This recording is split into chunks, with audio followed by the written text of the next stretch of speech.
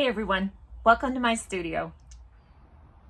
This week in the studio, I am going to work on finishing the roses and the leaves.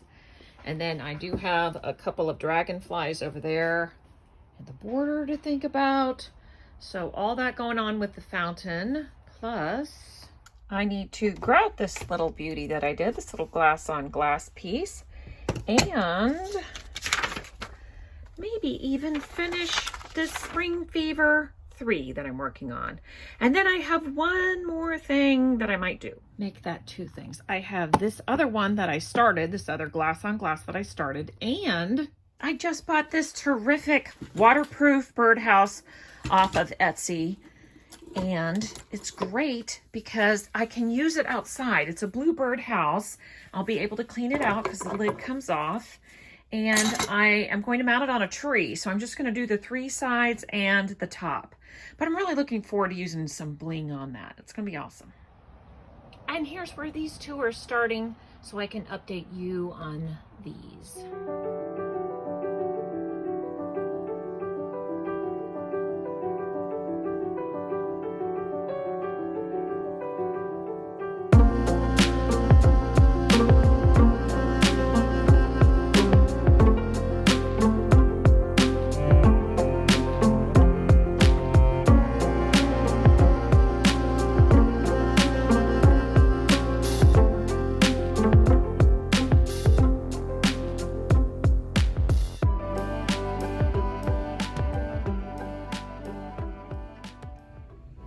As I'm working on my beautiful fountain, I am constantly evaluating and trying to make design decisions about the next step.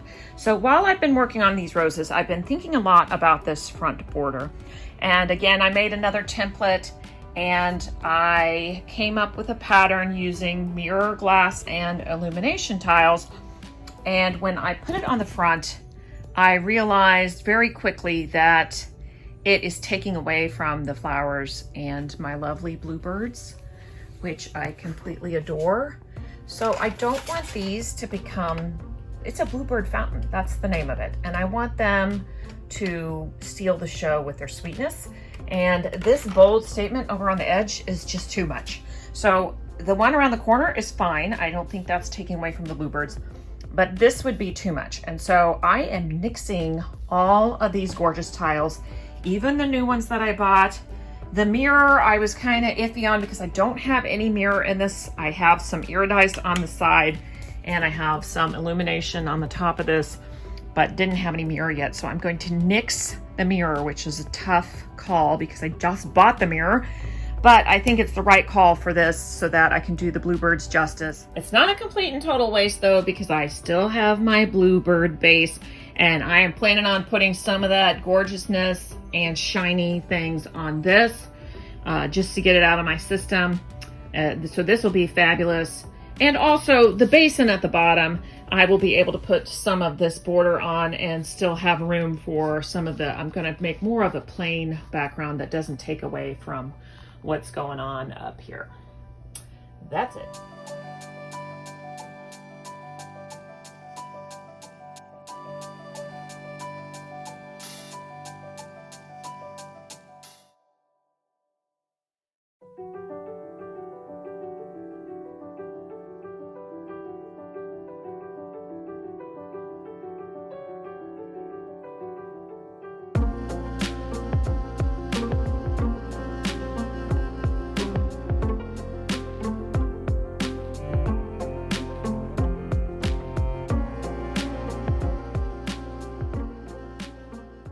Hey everyone, I am working on an experimental piece that I have not shared until today, but I am almost done, so I'm going to share a little bit of that process right now. Here it is on my big workbench. This is why I have not showed my big workbench in a video for quite a few weeks, and I am almost finished. So what I am doing is I have taken aluminum mesh and I am creating ondimento here with certain pieces of smalty and then adhering them individually with epoxy sculpt. So it's quite a lengthy process and one that I have not shared up until this point, but this is almost finished. I am entering this piece into a show later this week, and fortunately the epoxy will set up pretty quickly, and I can't wait to see it hanging up. It's going to be quite different with the very breathable substrate that I'm using, so a little bit different. And then this piece coming up, I have it here on its side, so it's a vertical piece that will hang from the top. I have inserted a seal rod and it will hang from a chain. My working title is The Breeze. For this next part, I have pre-cut and faceted all these pieces. So these 3 rows will go up here in this space. There's room for 2 here, and then this is the 3rd row here. So I've already checked it to make sure that there's enough width for those. And then I have these 2 rows, which are a continuation of these 2 rows. And one of the rules I've made for myself is that if you can see that it's quite 3-dimensional, on the upper portion, I used way more neutrals and whites, and deep in these valleys, I'm using more color, also with white, and pale color, not a big burst of color. And then at the bottom, I have sprinkled in some gold small T that is silver colored to give it some sparkle down there. So over on this side of my work surface, I have got a little digital scale where I measure out the exact proportions A and B of the epoxy sculpt. So you can see I've got 0.25 ounces and I'm not sure if that's part A or B. And now that's 0.50, so that's perfect. Then I'll mix these for 2 minutes. I got my hammer and hardy set up here to cut the small T, and I also use my nippers once in a while. And the next step is quite simple. So next to my hammer and hardy setup, I have prepared this plastic coated canvas where I roll out my epoxy sculpt into a snake, like so. Ooh. And then I keep the glove on while I work on this next step, but I have to pick up each piece of tessera. So I'm going to show you this one. It's kind of a bigger one. And then I take the back of my tweezers, chop off a piece of the epoxy, stick it on the back, and I try to push it towards the center so that it doesn't squish out over the edges. And now I just lost track of how I had this lined up. I think like that. And then I come over to my mesh and I stick it on. And then sometimes I frequently go onto the back and make sure that it is pressed all the way through the mesh. And that's all there is to it, but it takes a while because I have to do that for each one.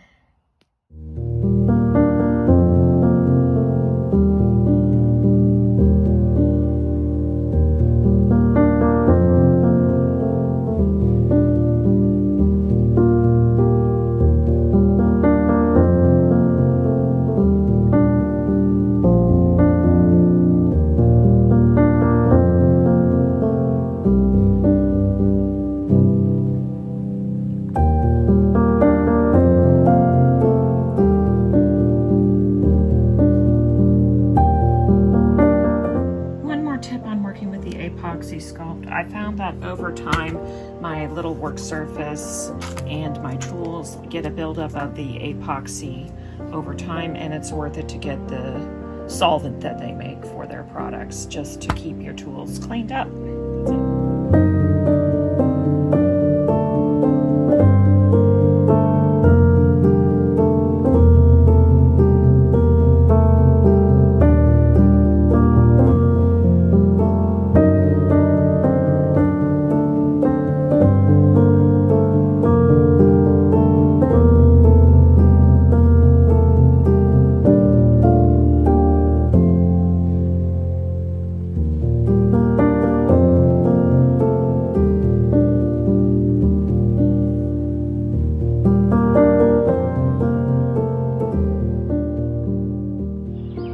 Again, here are these 2 pieces that I work on while I'm teaching, so it's always how far I'll get on them or if I'll get anything done at all. This one I actually A student next to me had made some grout and had extra, and I liked the color, so I grouted everything but this part.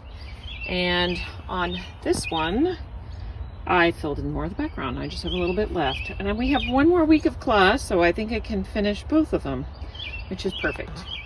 So I am visiting a friend of mine who's taken some classes for me, and look at what is at the front door. This beautiful mosaic turtle, and I'll show you some more. She has made this piece. Very iridized, beautiful lady there. And over here in the corner, we've got a little cardinal.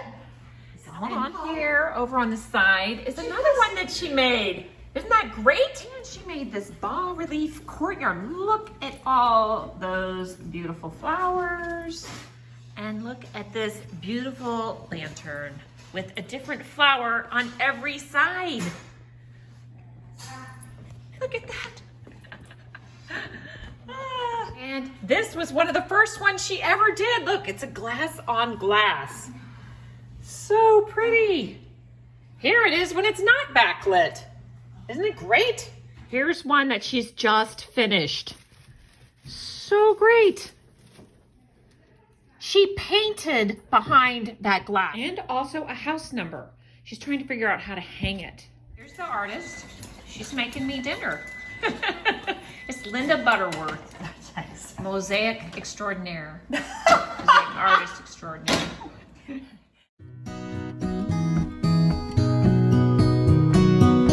I'm getting ready to grout this glass on glass piece, and the first step with doing it, first of all, I used MAC glue to glue the pieces on, but now I'm going to do a weld bond wash. So I have some diluted weld bond in this bottle, and I'm going to be putting it in between the pieces so that it takes up all the space. I'll let that dry for 24 hours, and then I'll be able to grout.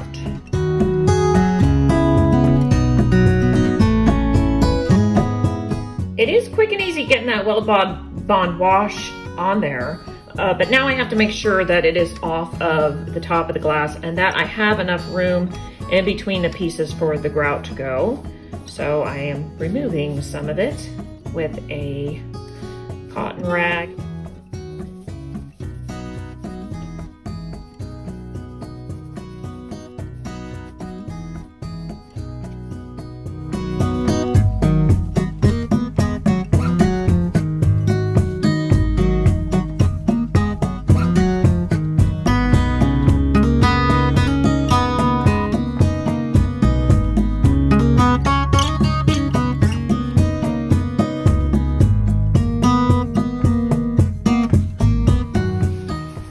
I have just finished grouting it. Check out that little bee melee. Isn't that the cutest thing ever? I think I paid $1 just for that one. An artist made it, but isn't that so precious? Let me see if I can catch the iridized. Yeah, in the sky, I put that iridized glass. And now, let me hold it up to the light. It's a transformation. Isn't that amazing? I love those flowers. And the house just absolutely glows. Ah, love it. That's putting it together. Thanks for watching. See you next time.